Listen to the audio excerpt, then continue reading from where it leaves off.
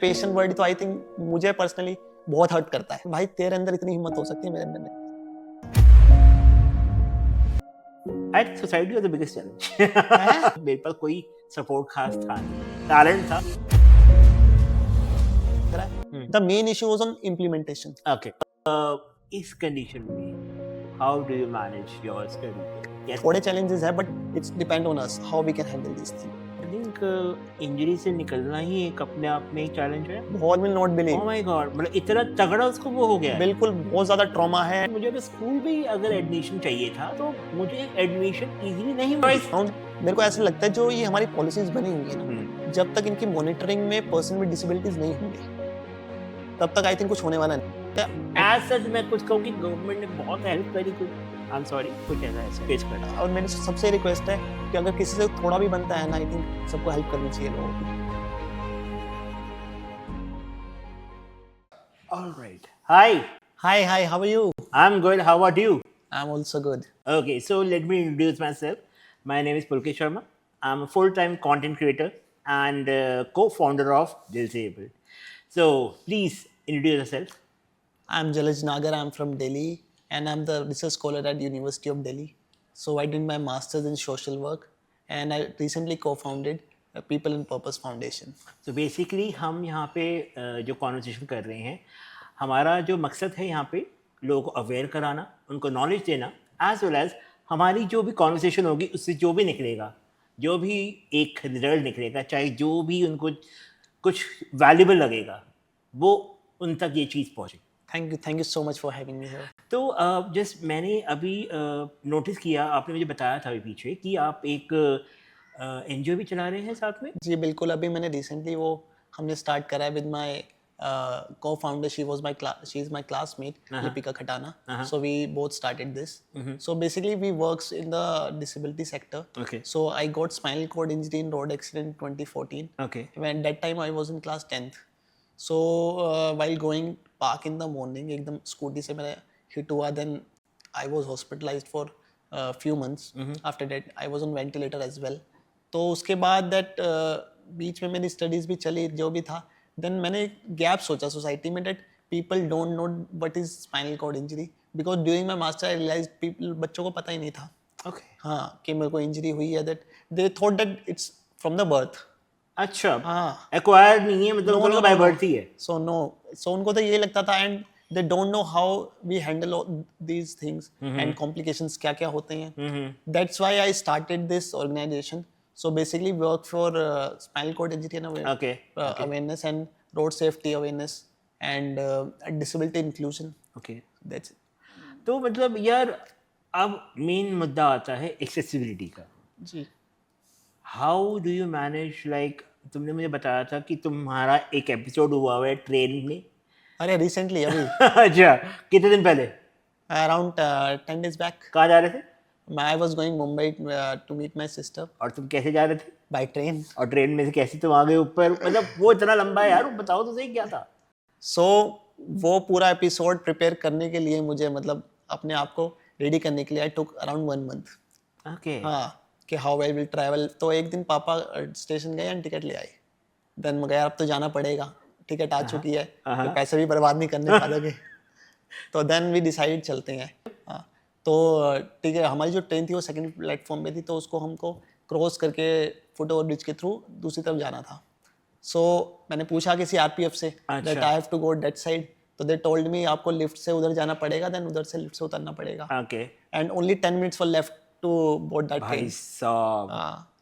Then जैसे तैसे करके हम ऊपर पहुंचे फुट ओवर ब्रिज पे लिफ्ट से.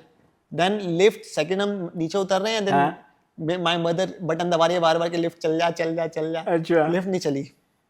यार हम टेंस हो गए सबके सब. वी कॉल्ड आरपीएफ कि सर देखो क्या हो गया, वो क्या हो गया. तो उन्होंने कहा यार ये तो खराब है, अब तो उठा के लेके जाना पड़ेगा. फिर मैंने अपने ब्रदर को बोला एक बार नीचे फटाफट भाग के जा एंड काउंटर पे पता कर क्या है. देन उन्होंने किसी को फोन करा, लिफ्ट ऑपरेटर को. Then he came and the excuse he gave कि ना लिफ्ट में हमने अभी पत्थर बिछाया है.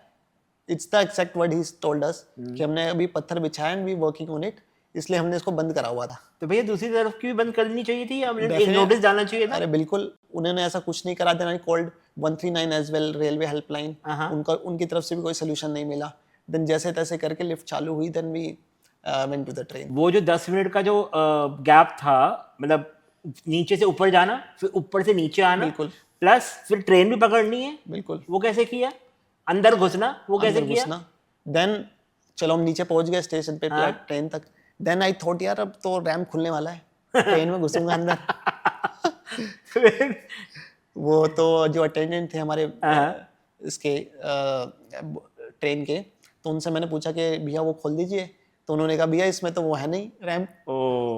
Then my parents, my cousin was there with me, my mother, then they all lifted me up train के अंदर, देन वी वेंट इनसाइड। और अंदर घुसना भी आसान नहीं होगा? बिल्कुल। व्हीलचेयर, एक तो मेरी व्हीलचेयर 50 किलो की, मैं 50 किलो का। 100 तो वैसे ही हो गया। अरे बिल्कुल। And then main issue was कि अब ट्रेन के अंदर तो घुस गए हम, अब अंदर सीट तक कैसे जाएं? वो तो इतनी होती है, वो इतना मुश्किल से, आई थिंक जितनी ये मेरी चेयर है इतना। अरे इतना भी नहीं है, इतना भी नहीं है, इतना भी नहीं है। ओहो। हाँ, फिर उसमें एक अलग चैलेंज था। मैंने कहा चलो यार यहाँ तक आ गए तो बैठना तो पड़ेगा ट्रेन में। फिर देन उसके बाद दोबारा मुझे लिफ्ट करा, एक ने पीछे से पकड़ा, एक ने पैर पकड़े, देन मैं सीट तक पहुंचा। देन फिर लिफ्ट व्हीलचेयर रखने का इशू, फिर हमने वॉशरूम के पास इसको जैसे तैसे करके फोल्ड करके then we settle down there. क्योंकि वो तो इतनी जगह घेरती है, वो कहाँ आप खड़े कर पाओगे। तो फिर वॉशरूम वगैरह वो 24 आवर्स तुमने कैसे मैनेज किए? वो उसके लिए भी एक आप हंसोगे। So actually I do CIC, so basically spinal cord injury, हमको यूरिनेशन करना पड़ता है अराउंड आफ्टर 5 to 6 आवर्स। तो अराउंड 2 बार मुझे करना पड़ा उस दौरान। तो मेरी मदर ने सीट के वहाँ पे चद्दर वगैरह कुछ लगा लो के जुगाड़ करके देन ढक के, देन वो हमने मैनेज करी चीजें। It's very difficult and it's very embarrassing also. Yes yes, क्योंकि आसान नहीं होता यार, लाइक प्राइवेसी है। एंड आई थिंक मैं तो चलो मेल हूँ, I can for the female it's very difficult. अरे very it's impossible, I think impossible. I तो मतलब आई कैन इमेजिन कि वो क्या रहा होगा तुम्हारे साथ। अच्छा, तुम मुझे ये बता रहे थे कि तुम ऑडिट्स भी करवाते हो। अब ये तो तुम्हारा उसका हो गया, अब तुम आओ बस पे। तुमने अब बस पे भी ट्रैवल करना होता है, तो तुमने ऑडिट करवाया, पूरा एक ऑडिट कर रही है? बिल्कुल बिल्कुल बिल्कुल। सो हमारी पीपल एंड पर्पस फाउंडेशन का एक पिलर है जिसमें हम ऑडिट्स वगैरह करते हैं। सो हमने डिसाइड करा कि हम DTC बस से स्टार्ट करते हैं, because I am from Delhi and university के पास मेरा ज़्यादा आना जाना है। तो हमने फ्रॉम विश्वविद्यालय से स्टार्ट करा। विश्वविद्यालय स्टेशन इज द मतलब सबसे क्राउडेड स्टूडेंट से जो होता है जहाँ पे बहुत भीड़ है। तो हमारे पास इंटर्न्स थे, साथ में हमारी टीम थी। So I personally went to the field with the interns and team कि मैं क्यों, बिकॉज अगर मैं उनको समझा देता कि तुम ऐसे कर लेना ऐसे कर लेना, उनको एक्सपोजर ना मिल पाता ना, उनको प्रैक्टिकल चीज़ें समझ आती। So personally I went with them. तो हम स्टेशन विश्वविद्यालय से हम स्टेशन तक पहुँचे, देन वहाँ पे बस स्टैंड पे खड़े हुए। Now the main issue is as per the guidelines they say that बस जो है आपके बस स्टैंड के बिल्कुल पास आएगी, then you can board to the bus. Now the issue is वहाँ पे इतना इंक्रोचमेंट था रिक्शे वालों का और अदर पब्लिक, वहाँ तक बस आ ही नहीं पा रही थी। बिकॉज मैंने अपने कज़न को बोला कि एक बार बस वाले को बोलो भैया को कि आप पास ले आओ, because I have to come inside to the bus. तो उन्होंने बोला भैया मैं कैसे आऊँ, बिकॉज इतना इंक्रोचमेंट है, हाउ हम आ ही नहीं सकते यहाँ तक। चलो मैंने कहा ठीक है कोई बात नहीं। तो जैसे तैसे आई, मैं बस तक पास गया। देन मैंने बस भैया को रिक्वेस्ट करा, देन आप प्लीज़ रैम्प खोल दीजिए, मेरे को अंदर आना है।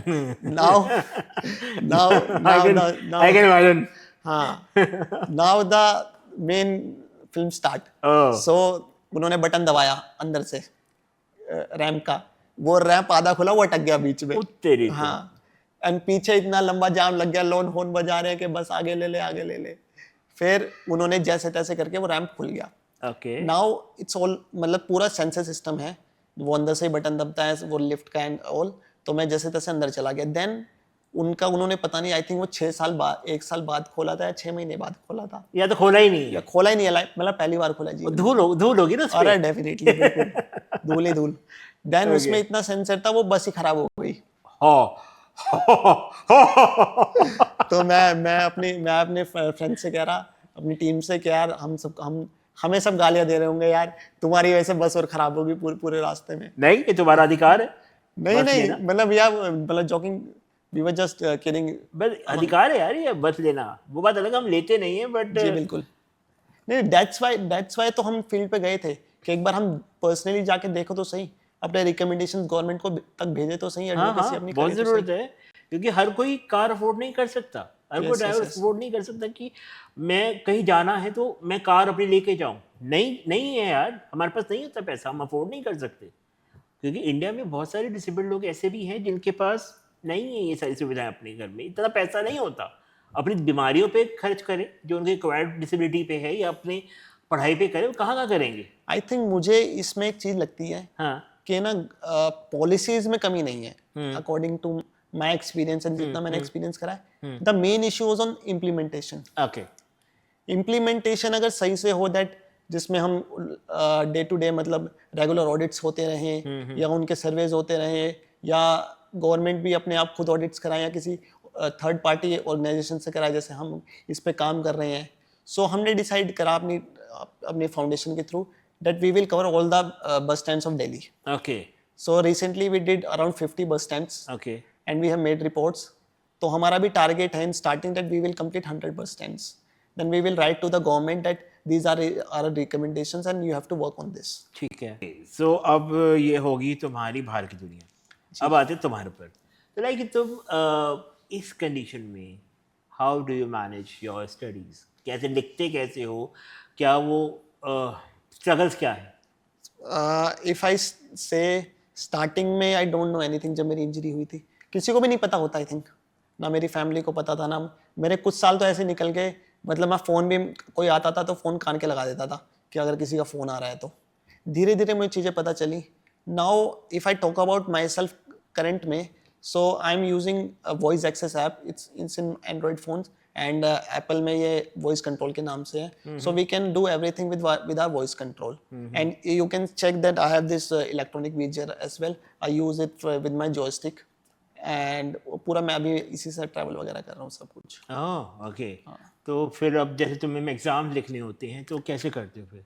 सो अगर मैं अपने रिपोर्ट्स के, बिकॉज थीसिस मैं आई एम डूइंग हाँ तो पीएचडी एज वेल, हाँ तो उसमें रिटर्न बहुत ज़्यादा होता है, राइटिंग काम। हाँ so I made through our voice control पूरा वॉइसेस में। आई नो थोड़ा सा टाइम टेकिंग है, हाँ बोलना, बट हाँ बोलना, कंटिन्यूअसली बोलना, एंड प्लस वो ग्रामेटिकल एरर्स भी तो आते होंगे बहुत ज़्यादा डेफिनेटली। बट आई थिंक थोड़े चैलेंजेस है, but it's depend on us how we can handle these things. तो मैं कर लेता हूँ, मैनेज हो जाता है, वो ऐसा सच इशू नहीं है मुझे। बट फॉर जिसको नई नई इंजरी हुई है, उनको चीज़ों को लोगों को पता नहीं है, मतलब आज तक उन्होंने फ़ोन यूज़ नहीं करे हैं, तो I think it is little difficult. I think injury से निकलना ही एक अपने आप में एक चैलेंज है बहुत बड़ा। मैं आपको बताता हूँ, I did my rehabilitation from 2014 to 2020 regularly, from going सुबह मॉर्निंग में 9 बजे जाना, कमिंग बैक 6 बजे शाम को। तो मेरे साथ काफ़ी लोग थे, काफ़ी मतलब पेशेंट तो नहीं बोलूँगा, मैं उनको अपने दोस्त ही बोलूँगा, दोस्त ही है वो, दोस्त ही है। पेशेंट वर्ड तो आई थिंक मुझे पर्सनली बहुत हर्ट करता है। अपने जैसे दोस्त सारे वहाँ पे। हाँ, हमारे जैसे ऑफिस में हमारे कलीग्स होते हैं वीकेंड से, हाँ दे आर आल्सो हाँ। कलीग्स, सेम बीमारी से, वही एक्वायरिंग डिसेबिलिटी से, तो हम उनसे आई थिंक रिलेट कर पाते हैं चीज़ों से, अच्छे बेहतर yeah. समझ पाते हैं उनको। अगर हम कोई डिस्कशन भी कर रहे हैं, आई थिंक उनकी, हम दोनों आपस में एक चीज़ शेयर भी कर पाएंगे, अपने अपने क्लोज वन से ना करना है, पेरेंट्स से कर पाए ना अपने पार्टनर से कर पाए। तो कुछ उनमें लोग हैं जो आज तक अपने घर से नहीं निकले हैं। नहीं हाँ है, मेरा फाउंडेशन स्टार्ट करने का मेन पर्पस यही था कि यार कम से कम मैं उनके लिए तो कुछ कर पाऊँ जो मेरी तरह है। ये कई लोगों तो हो भी छोड़ देती होगी। अरे छोड़, मेरा एक फ्रेंड था, मेरे उनके फादर का फ़ोन आया था मेरे पास कि बेटा तू उसको समझा कि वो आज तक तब से अपने घर से बाहर नहीं निकला है। उसकी सिस्टर की शादी थी, तब भी उसको हमने इतना रिक्वेस्ट करा कि तू शादी तक तो चल, वो भी नहीं गया अपनी, वो भी नहीं गया। मैं नहीं गया, you will not believe. Oh my God, मतलब इतना तगड़ा उसको वो हो गया है। बिल्कुल, बहुत ज़्यादा ट्रॉमा है, एंड आई थिंक वो मतलब पब्लिक को फेस नहीं कर पा रहा है। तो मैंने उसको काउंसिल करा, थोड़ा सा उसको समझाया कि ब्रदर कोशिश तो कर, एक बार चलते हैं अपन दोनों घूम के आएंगे। तो उसने मुझे कहा यार भाई तेरे अंदर इतनी हिम्मत हो सकती है, मेरे अंदर नहीं है। शिट यार। यस हाँ, पुलकित यार अपने बारे में बताओ ना, आपने कंटेंट क्रिएशन में इतना अच्छा आप कर रहे हो, how you manage all this thing and how you started this? यार बहुत टाइम से हो गया, लाइक 2019 से आई स्टार्टेड दिस, Okay. तो धीरे धीरे धीरे करके And how this happened? Your injury, I think, and your मतलब ये disability. कंडीशनल है कॉल्ड सेरेब्रल पैल्सी, ये बाय बर्थ ही मुझे हो गई थी। अच्छा। तो फिर उसके साथ स्टडीज़ भी साथ साथ करी, रेगुलर किया मैंने, ओह बट वो भी एक अलग से कहानी है, पूरा पॉडकास्ट बन सकता है उसमें, किताबें लिखी जा सकती है। नहीं, आप थोड़ा सा हमको समराइज बट करके ये है कि बताओ हमारे। देखो मैंने रेगुलर स्कूल रेगुलर किया है, एंड दिक्कतें आई कि मेरे को उठाना बिठाना एंड लेके जाना स्कूल और लेकर आना, वही मेरी लाइफ थी। And what was your biggest challenge during that time? I think society was the biggest challenge.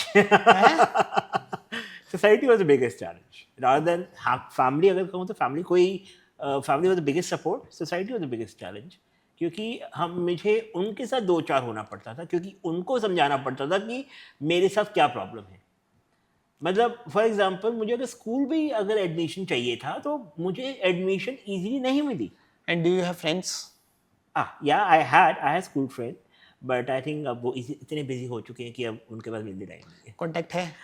करते हैं वही WhatsApp status and all this, oh wow ना ये, बस that's it। चलो इतना भी कर रहे हैं, I हाँ think that's मतलब good. ठीक है, मतलब लिमिटेड है पर ठीक है, इतना ज़्यादा इंटरेक्शन नहीं, बट मेरे थे। और तो मुझे ये था कि I think they were the support actually. उस टाइम पे स्कूल में आपके जो फ्रेंड्स होते हैं ना, आपके साथ जब बैठ जाते हैं और जब आपको देखते हैं कि यार इससे नहीं हो पाता है कुछ चीज़, हम इसकी हेल्प कराते हैं। पुलकित पानी पकड़ाऊँ, पुलकित तेरा पेन गिर गया नीचे उठाऊँ, पुलकित यार किताबें निकालनी बैग से निकाल दूँ, तो दे वर दैट हेल्पफुल।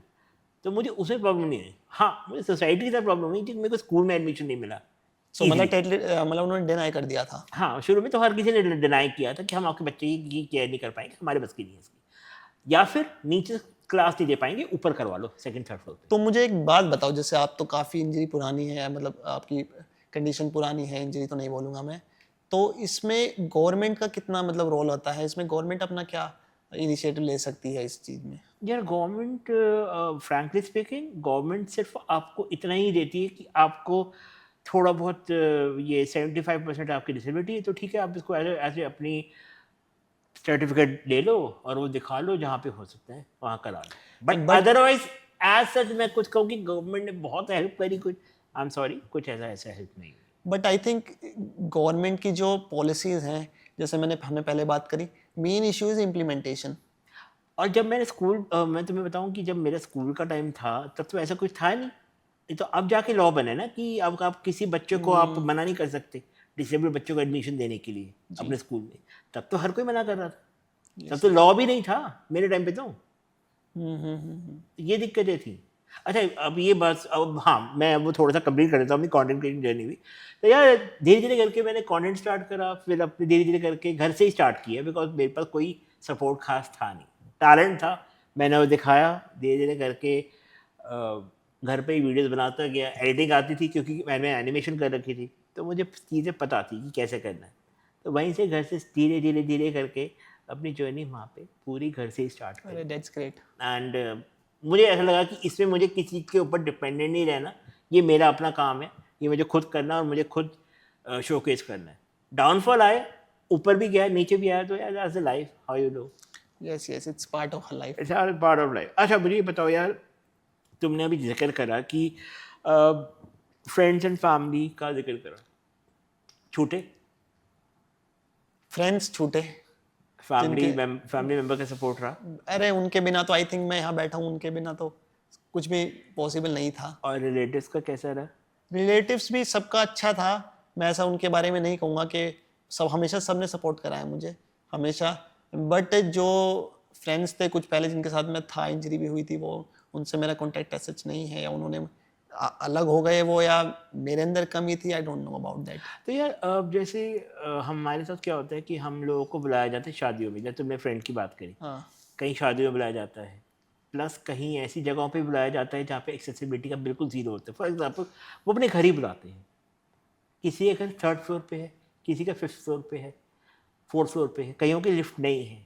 उस केस में क्या करते हो? गुस्सा तो होते होंगे? पर्सनली मैं पहले फ़ोन करके पूछता हूँ कि भाई तेरे घर में लिफ्ट तो है ना। फिर जब नहीं होती तो फिर क्या करते? तो मैं कहा यार चलो कहीं बाहर मिल लेते हैं, ऑप्शन वही है हमारे पास, उसके अलावा। या फिर हम ये सोचते हैं यार कहीं पे एक्सेसिबल प्लेस हम पहले ढूंढते हैं, थोड़ा सर्च करते हैं कि कहाँ पे हम मिल सकते हैं, देन वहाँ पे हम फिर डिसाइड करते हैं कि लेट्स मीट। तो मतलब कंफर्टेबल है सब? हाँ हाँ, मतलब सब सपोर्टिव हैं। सपोर्टिव। हाँ, मेरे जितने भी जिनके साथ करेंटली मैं कांटेक्ट में हूँ, they support me a lot cool, in every step. बहुत बढ़िया यार। एक चीज़ बताओ, तुम्हारा यूडीआईडी कार्ड भी बना हुआ है? हाँ जी। यार बहुत डिफ़िकल्टीज आती हैं कई लोगों को बनाने में, तो यार हेल्प आउट करो बहुत लोगों को कि यार कैसे कोई सर्टिफिकेट, गवर्नमेंट सर्टिफिकेट लेने में कैसे वो एक फर्स्ट स्टेप शुरू कर सकता है। I want to share my experience first, Yeah, फिर sure, मैं आगे please. बढ़ूंगा। सो बिकॉज मेरा 2021 में यूडीआईडी कार्ड बन गया था। Okay. डिसेबिलिटी सर्टिफिकेट मेरा 2015 में ही बन गया था। हाँ। बिकॉज मुझे एजुकेशन में एडमिशन्स लेना था स्कूल में, तो डेट्स वाई वो बनवाना पड़ा। तो वो भी थोड़ा लेंदी प्रोसीजर था, बट आई थिंक मुझे याद भी नहीं है ऐसे। बट मेरा यूडीआईडी कार्ड बना 2021 में। ओके। बट ऐसे जो उसकी जरूरत पड़ी नहीं मुझे। हाँ। तो करेंटली मैं अभी देख रहा था, तो कुछ फॉर्म वॉर्म फिल करने थे मुझे। हाँ। तो उसमें मेरी डिसेबिलिटी गलत है यूडीआईडी कार्ड में। ओह, हाँ। क्या लिखा उसमें? सेरेब्रल पाल्सी लिखा हुआ था। अच्छा। हाँ, but I come under locomotor disability. Okay. So then I went to our nearest hospital, जहाँ पे जो डिपार्टमेंट है हमारा वेस्ट दिल्ली में। Then I visit there. तो मैंने उनसे पूछा कि सर ऐसे ऐसे बात है, तो उन्होंने कहा yes it's a mistake and इसको तो करेक्शन करना पड़ेगा। आगे जाके दिक्कत हो सकती है आपको। देन उसके बाद दे explain me the procedure कि ऐसे करना है, ऐसे करना है।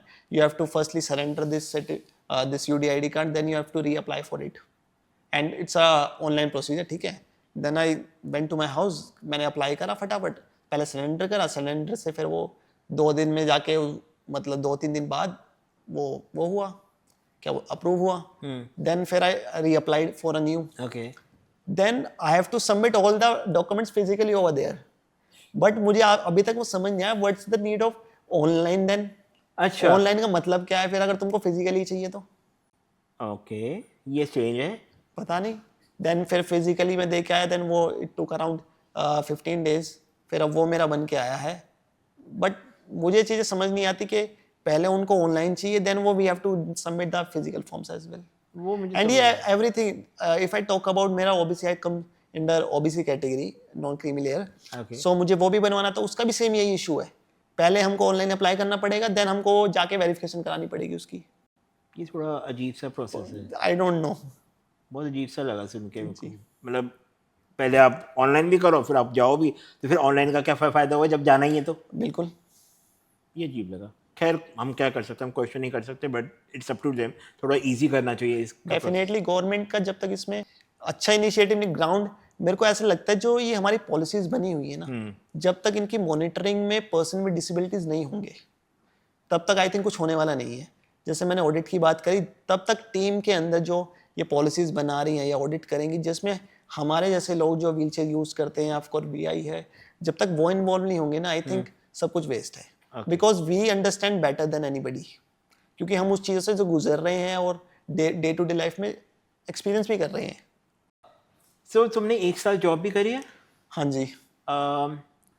जॉब एक्सपीरियंस के हिसाब से बताओ कि अगर कोई डिसेबल बंदा लाइक चाहता है कि यार मेरे को किसी पब्लिक, गवर्नमेंट या किसी प्राइवेट में जॉब करनी है, एक्सेसिबिलिटी इश्यूज आ रहे हैं, तो वो क्या करे? मैं आपको बताता हूँ अपना accessibility issues as well as washroom का भी इंक्लूड करो, क्योंकि वॉशरूम भी एक बहुत इंपॉर्टेंट पार्ट है। So after my masters I got campus placement. So मैंने 1 साल जॉब भी करा। पहले तो इंटरव्यूज़ में मेरे इतने चैलेंजेस थे, मैं पल ये सोचता था यार इनका फील्ड पे काम तो नहीं है। अच्छा। मतलब बिकॉज कुछ हमारे डिपार्टमेंट में, जैसे मैंने मास्टर्स करा है सोशल वर्क में, तो उसमें रूरल डेवलपमेंट्स की काफ़ी कंपनीज आती थी जो जिनको फील्ड पे वर्क चाहिए। तो मैं पहले तो सेलेक्टिव था काफ़ी कि मेरे को ऐसा काम मिले जो मैं कर सकूं, बिकॉज कंपनीज भी आई थिंक इतना ओपन नहीं है कि वो हम जैसे लोगों को ले सके या अकोमोडेट कर सके। तो मैंने थोड़ा सेलेक्टिव था उस पर। Then finally on the last phase I got campus placement.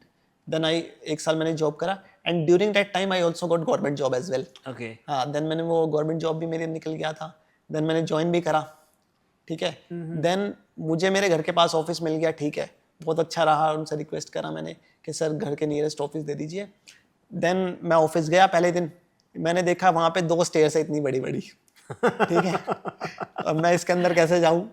ठीक है, जैसे तैसे करके वो अंदर गया, ठीक है, 2 दिन गया मैं, ठीक है, वो मैं तो मेरे जो सर थे, मेरे सीनियर थे, उन्होंने कहा we have already wrote to the officials and इसमें रैम बन जाएगा जल्दी से जल्द।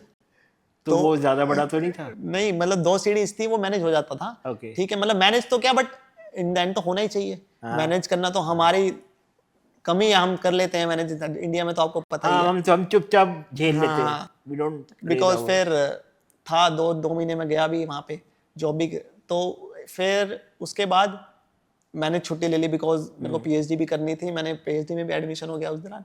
काफ़ी क्विक मेरे साथ इंसिडेंट्स हुए उस साल में।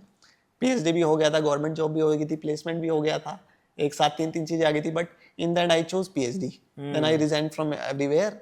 गवर्नमेंट जॉब से मैंने रिजाइन कर दिया एंड वहाँ से भी, बट वो रैंप आज तक नहीं बना उस ऑफिस में।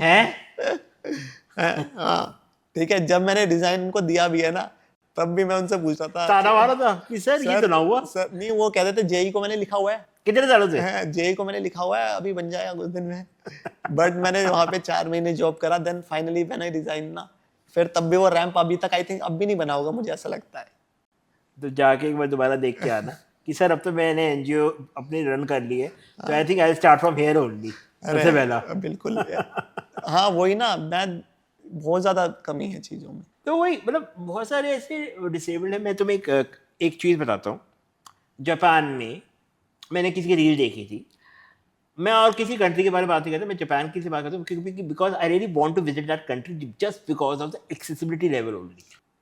वहाँ पे रेस्टोरेंट्स हैं, ठीक है, रेस्टोरेंट्स के अंदर रोबोट्स बिठाए हुए, और उनको जो कंट्रोल करते हैं वो पर्सन विद डिसेबिलिटीज घर से बैठे हुए हैंडल करते हैं कस्टमर्स को। किसी को ड्रिंक बनानी है, किसी को कुछ भी चाहिए, वो वहाँ पे वो फीड करेंगे और उससे बात करेंगे वो रोबोट्स के थ्रू। पर्सन विद डिसेबिलिटीज को काम दिया हुआ है पब्स के अंदर। अरे यार, तो वहाँ पे ज़रूरत ही नहीं है आपको एज अ किसी को बारटेंडर वगैरह, बारटेंडर होंगे बट एज अ कुछ आपको कोई ऑर्डर लेने वाला नहीं, मतलब इसमें तो एक्सेसिबिलिटी का तो ऊपर जा रहा है। सेकेंडली एम्प्लॉयमेंट जनरेट हो रही है, ये जापान की बात है।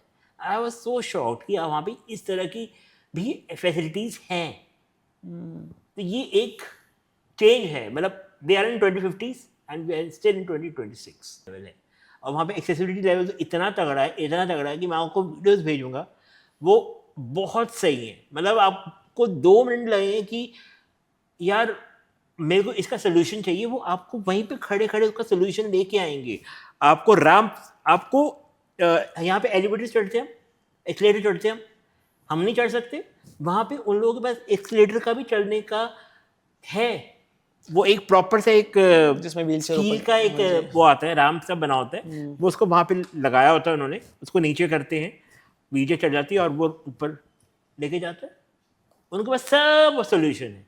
इसलिए मेरे को कभी अगर मिले ना, अगर if life gave me opportunity, I'll definitely go to Japan to experience this. नहीं, एक गवर्नमेंट्स की गाइडलाइंस है हार्मनी, मतलब जिसमें एक्सेसिबिलिटी के बारे में सब कुछ बताया हुआ है कि कितना होना चाहिए। अगर वो इंडिया में आई थिंक इम्प्लीमेंट हो जाए, मतलब गवर्नमेंट्स की डॉक्यूमेंट्स में तो ऑलरेडी है कि आपको ये रखना है, आपको ये रखना है, but on ground it is completely zero. यार ये तो है यार। एक चीज़ और मैं अब लास्ट में तुमसे पूछना चाहूँगा, ये पूरी हमने कॉन्वर्सेशन करी जी, इसका जो सारांश मैं तुमसे ये पूछना चाहूँगा, according to your opinion only, कि इसका क्या सोल्यूशन होना चाहिए इन सब चीज़ों का, एक जो तुम्हें लगता है कि तुमने अभी तक जो फेस किया है, तुमने उसका कैलकुलेट करके उसका एक सारांश तो निकाला होगा ना लाइफ का। पार्टिसिपेशन। ओके।